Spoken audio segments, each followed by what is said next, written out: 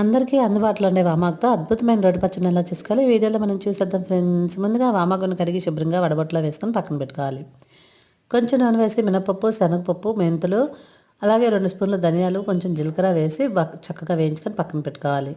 మరి కొంచెం నూనె వేసి తగినంత ఎండుమిర్చిని 2గా కట్ చేసి అది కూడా వేయించుకొని, కొంచెం తగినంత చింతపండును కూడా దానిలోనే వేసి వేయించుకొని పక్కన పెట్టుకోవాలి.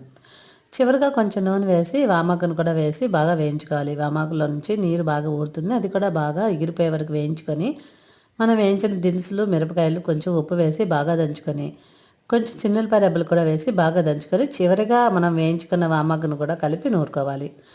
అన్నీ కలిపి నూరిన తర్వాత ఉప్పు సరిపోయిందో లేదో సరి చూసుకొని మొత్తం పచ్చడిని తాలింపు వేసుకోవడమే. కొంచెం నూనె వేడయ్యాక ఎండుమిర్చి, తాలింపు గింజలు, కొంచెం చిన్నులపాయ రెబ్బలు, అలాగే కరివేపాకు అన్నీ వేసి మనం నూరిన రోటి పచ్చడిని కూడా తాలింపు వేసేసుకోవడమే. అంతే ఫ్రెండ్స్, ఎంతో ఈజీగా వామాకు